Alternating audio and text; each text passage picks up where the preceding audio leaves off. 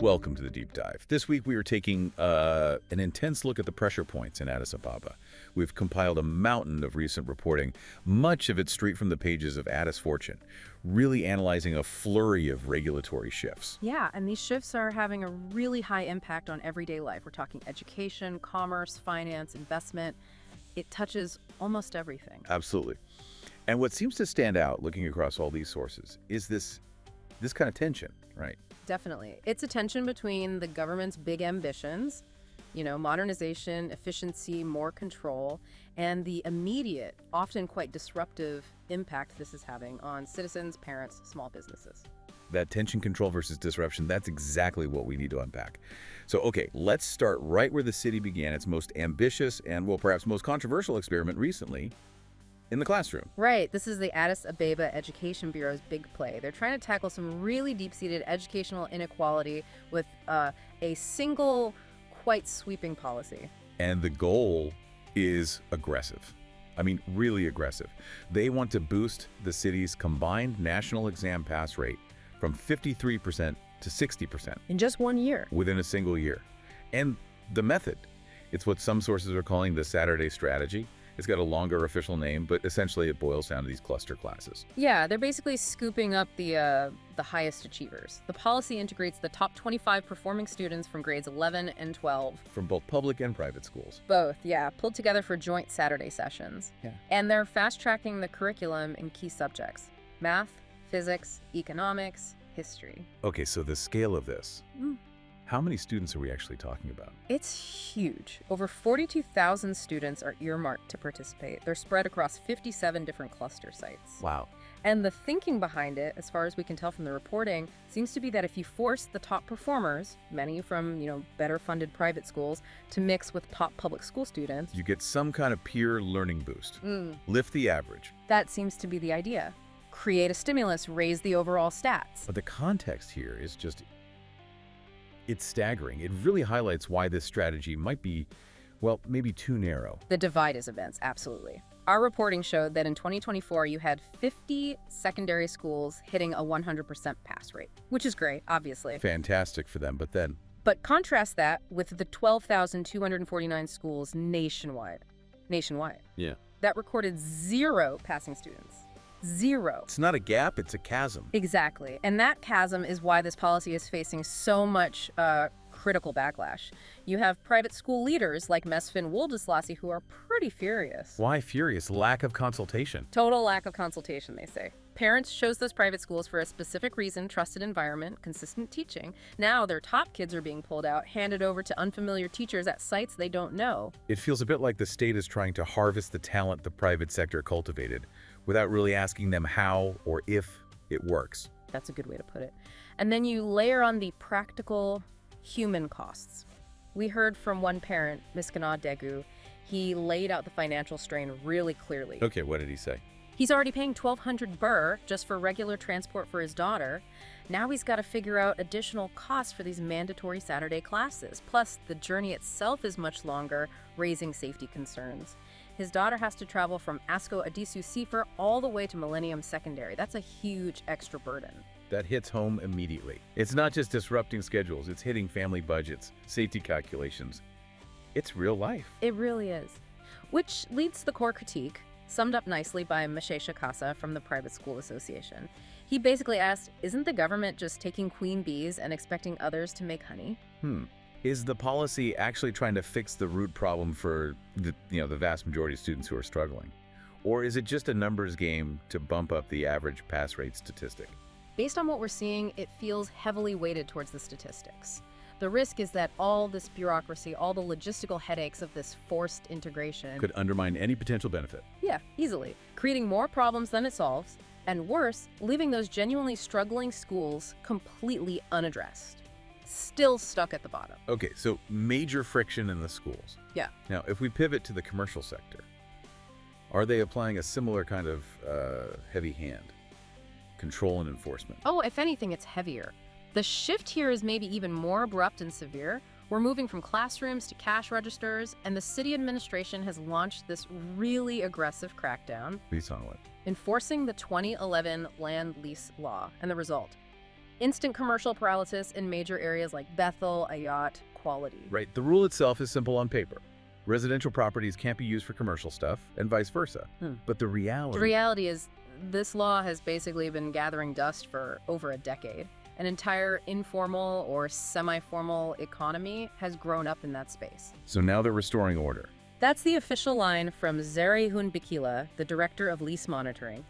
But restoring order has meant, since September, nearly 3,000 small shops sealed, just like that. 3,000. Yeah. We're talking about established businesses, like Solomon DeBach's store, running for 6 years, suddenly shuttered because the building itself was technically zoned residential. It feels like the state decided to enforce an old rule without maybe thinking through modern transitional measures. And boom, thousands of small businesses are effectively criminalized overnight. And the path to legality. It's incredibly expensive for the property owners. This is where the sheer force of it hits. How expensive? Owners have to pay 31% of the adjustment cost. Not the lease value, the adjustment cost. Within how long? 8 months. Wait, 31% of the adjustment costs in 8 months? That sounds astronomical. Can you give us a sense of what that means in actual money? Sure. One example we saw was Abdulkadir Kamal. He was suddenly facing a bill for 2.4 million birr to convert his property to mixed use. 2.4 million birr. Yeah. For property owners, this isn't just a fee. It's a massive, sudden capital expenditure demand. You need serious liquidity fast. And if they don't convert, There's a penalty. a 1% penalty on the current lease value just to keep using it as residential. So you're penalized either way, essentially. Wow. That is genuinely shocking. Yeah. The economic fallout from shutting down 3,000 shops must be significant. Economists we've read, like Merid Fikir Yohannes and Mustafa Abdallah, they're sounding pretty loud alarms. Addis has around 270,000 registered businesses. And most are small. About 70% are small or medium-sized. They're vital employers. Shutting down 3,000 instantly risks real unemployment spikes. And crucially, it probably just pushes these resourceful entrepreneurs back underground. Into the informal market where the city loses the tax revenue anyway? Exactly. Undermining the very revenue base they presumably want to strengthen. The experts are suggesting, common sense transition measures, grace periods for payment, maybe 6 to 12 months. But it seems, for now at least, the push for immediate control is winning out over a softer landing. That's how it appears, yes. Okay, so while the city is tackling internal land use, what's happening at the federal level with investment? Are they also tightening controls? They are, yeah. Particularly around large-scale external investment, the era of broad, easy tax holidays seems to be over. Why the change? Well, according to officials like Moulay Woldu, the old system was just too open to abuse. So they're shifting gears towards a more targeted, performance-based incentive system. The government wants more direct say in who gets the benefits and why. And what's the big bureaucratic hurdle here for investors? We saw this reported. It's a big one. Investors now have to get a new investment permit and register each expansion project separately to qualify for incentives. Even if it's in the same sector they're already in? Even then, yes. Each expansion needs its own new permit and registration for benefits. So the aim is better targeting, maybe giving specific breaks like... Exactly. Things like a really low business profit tax rate, maybe 5% for up to 15 years, but only for specific things like special economic zone developers or certain tech startups. So, potentially attractive benefits. But. There's always a but. But industry folks like Makan Ansada and Johannes Abe are warning this is going to just create more red tape, forcing a new license application for every single expansion. Sounds like it could stifle growth, not encourage it. That's the fear. Instead of making business easier, it just adds layers of bureaucracy, delays, costs, every time a company tries to grow. It's that same pattern again, isn't it? High-level vision, but low-level friction seems to be the result on the ground. It really seems to be the theme. All right, let's shift gears one more time. We've looked at education, commerce, federal investment. What about the financial sector? Is the National Bank of Ethiopia also asserting more control? Oh, absolutely. The NBE is definitely tightening its grip, particularly on bank ownership. There's a major new directive out. And what's the main goal there? It seems primarily aimed at preventing money laundering and stopping, opaque ownership structures from getting too much control over banks. They want transparency. Okay, so what's the core mechanism they're using to achieve this control? It's a new, very strict limit on share transfers. Banks now have to get NBE approval before transferring any block of shares that amounts to more than 2% of the bank's total share capital. 2%. That sounds incredibly low. I mean, in most big markets, transfers of that size happen all the time, right? Why set the bar so rigidly? Well, the NBE's stated goal is transparency above all. They want anyone buying a significant stake, and they're defining significant very low now to disclose exactly where the money came from. Source of funds. Source of funds, plus 3 years of audited financial statements. They're trying to make sure no single person or allied group can quietly build up undue influence through lots of small purchases below the radar. They want to verify every burr coming into the capital structure is, legitimate. And are there other limits? What about foreign ownership? Yes, there are clear caps there too. Foreign individuals can own up to 7%, foreign companies up to 10%, and the total foreign ownership in any bank is capped at 49%. Trying to balance attracting some foreign capital with keeping national control, presumably. Seems like it. And you do have some industry leaders like Tadesse Hatia from Sidiama Bank and Dalit Kano from Hydra Bank who actually support this tighter oversight. They see it as necessary to root out bad practices and prevent hidden alliances from wielding too much power. Okay, so there's support. But what's the pushback? What's the argument against this very strict 2% rule? The main concern coming from financial experts like Workulema is that 2% is just. It's too low and too rigid for the speed of the modern market. It creates bottlenecks. Exactly. This mandatory pre-approval process for even relatively small share transfers, they argue, is going to create significant bureaucratic delays. It could really limit liquidity in the market. Because every investor, even a fairly minor one, now needs government sign-off to move capital. Precisely. Slowing down transactions that often need to happen quickly. And the worry is this could ultimately discourage the very foreign capital they presumably want to attract, at least to some extent. So it's that recurring theme hitting us again.